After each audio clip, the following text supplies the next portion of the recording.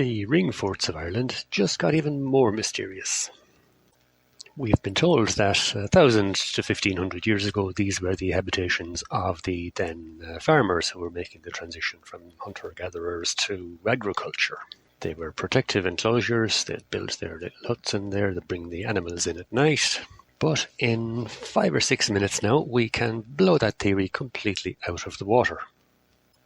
Here's a map showing the distribution of these ring forts in Ireland. There's the map zoomed into County Clare. And looking at them, we can see that there are certain clusters. There are other areas then, which for no good reason, because the land isn't any different, don't appear to have very many. Now, in what looks like complete chaos, there are actually very strict patterns. And to have a closer look at that, we'll go to Kilmaley, a short distance west of Ennis, and this is Gortnaganov Lake. Gortnaganov is the field or the garden of sand. But it's the lake that's unusual. Now, all the other lakes in the west of Ireland are aligned with the path of the retreating ice at the end of the Ice Age. The orientation is somewhere between northeast and east-northeast. But Gortnaganov Lake is running against the grain. Its axis is northwest to southeast. But we'll begin by looking at the ring forts to the north and their one to the south. We draw a line between them, we pick two more, draw a line between them, and we have an intersection point in the lake. And if we keep on doing this, we find that we've got 10 pairs of ring forts diametrically opposed, and the intersecting lines all meet at a point in the lake. Now, that's only the first half of the story. Next thing we'll do then is go to the east, and we'll take these two ring forts and draw a line to the lake. Then we'll go to two more on the west side and draw a line to the lake. And we see that we have identified another point in the lake. We keep on doing this, and we find that we have 14 pairs of ring forts, where if we draw a line from the first one to the second one and continue that line to the lake, all those lines meet at another point in the lake. Putting all that together here in blue and yellow are the nodes in the lake. And if we think about it, there's a fundamental difference between these two nodes. The blue ones follow this pattern whereby the forts are diametrically opposed, and the yellow ones follow this other pattern whereby we've got the two forts and the line continues to the lake.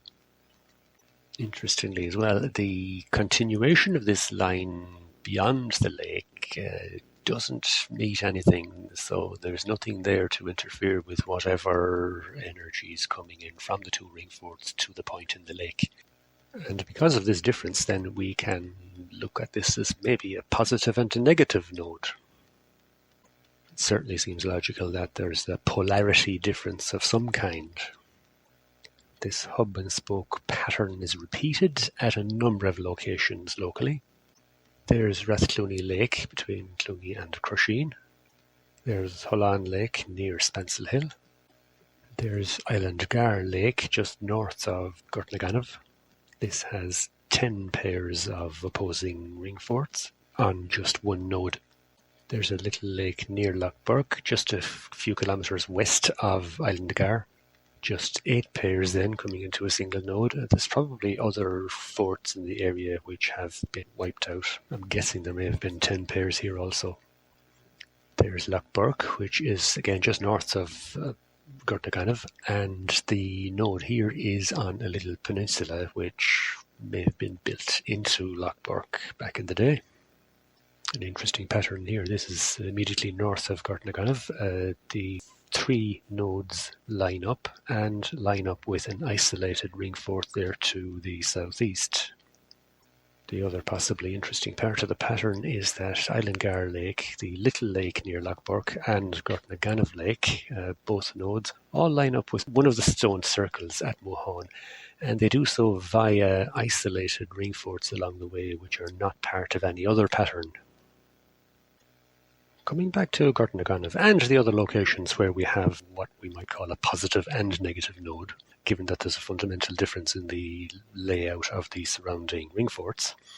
If you have a positive and negative node, a polarity difference, a potential difference between 2 points, and a liquid which would be equivalent to an electrolyte in an electrolysis situation, then you've got possibilities. Maybe you would do specific things to the water in this situation.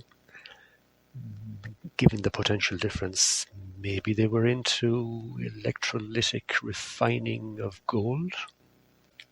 It's well known that Ireland back in the day had more than its fair share of gold. Nobody knows where it came from. Gold usually has low levels of silver and trace elements of things like lead, tin and copper, but none of the gold in the National Museum matches gold which can be found around the country or elsewhere. Either the lead isotopes don't match or the composition of the trace metals don't match. So maybe there's gold in them there lakes. One thing we can be certain of is that Bronze Age farmers struggling to survive in a harsh environment didn't do all this. At the most basic level, if you're building an enclosure to put a mud hut in there and mind some pigs and sheep at night time, it doesn't need to be a circle. However, if you want something to function as a toroidal energy source, then it does have to be a circle.